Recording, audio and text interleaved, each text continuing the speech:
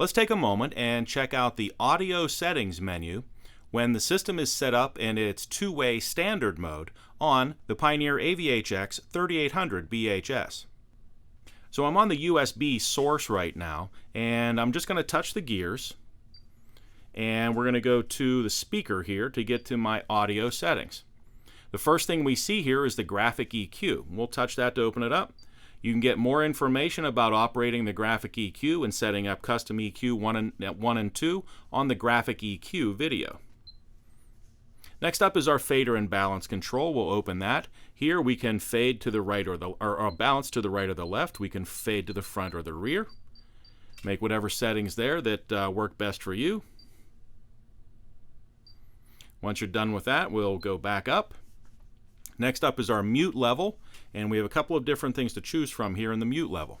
We have attenuate, mute, or off. Attenuate means when I get a phone call or when I get turn-by-turn instruction from my navigation system, the optional AVIC U280 navigation system, the music will attenuate or just lower in volume.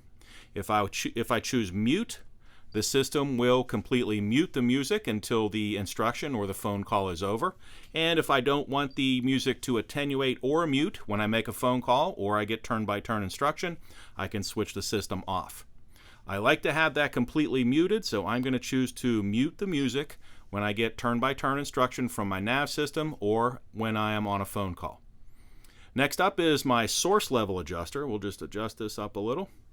Next up is my source level adjuster. We'll open that screen. And as you recall, we started off this video with the USB source on, and that shows right here is the USB source. And here we can make the USB source a little louder or a little quieter as compared to FM. And the idea here is as I switch between my sources, I should not hear a big volume jump either louder or quieter among all the sources, and so we use the source level adjuster to adjust the source level volume as compared to FM. If you are on the AM/FM radio source, the source level adjuster will be grayed out. So the source level adjuster is not there if you're on the AM/FM radio source. Next up is our subwoofer control. We'll switch that on or off right here. And next we have our speaker level. Let's scroll down a little further there. Let's open up our speaker level control. Here we have a representation of the two front speakers in the car, the two rear speakers in the car, and the subwoofer. And we have the ability to raise or lower the volume of any given speaker as compared to all other speakers in the system. This is part of a very powerful digital signal processor built into the system. We'll go back up. Next up, we have our crossover settings.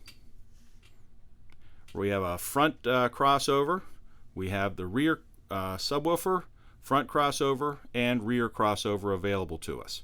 For more information about using the crossover system, be sure to check out the video called Two-Way Standard Mode or Three-Way Network Mode.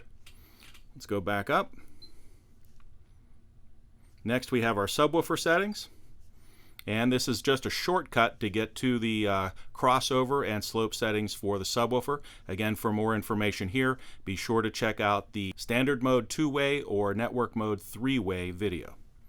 We'll go back up. Next up is our listening position. Right now it's switched off. We can use the listening position to focus the image to the front, the right, the left, or to all listeners in the vehicle. And we'll go back up. We'll scroll along here a little.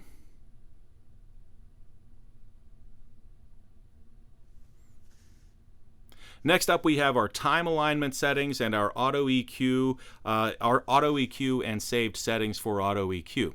For more information about the time alignment and the auto EQ settings, be sure to check out the time alignment video and the auto EQ video. We'll scroll along here. Next up we have our bass boost, and here we can add a little more bottom into the system up to a +6, or we can take that back down to 0. And our final couple of settings here are rear speaker output. We'll cover that in just a moment. Next up is our loudness control, and we can set our loudness to low, mid, or high. We'll set it to mid level for right now. You can choose the loudness control that works best for you. And last we have our automatic level control. Automatic level control has two different modes, mode 1 or mode 2, or we can switch it off. And automatic level control will help to control the volume of any given song as compared to other songs that you are listening to. Some songs are recorded louder or quieter than others. In automatic level control, this will attempt to level out the overall volume of the source. So we'll choose off for right now. And let's go to our speaker output, which right now is grayed out. We can't get to it. In order to get to that, we need to go out and turn the source off. So we're going to touch the home button here. And we will open up our AV source screen, and we're going to choose source off, not power off, but source off. Once we've done that, let's go back into our audio settings and scroll down to the bottom where we can get to our rear speaker output. Right now, rear speaker output is set to rear, which means it's a full range output on our rear speaker outputs.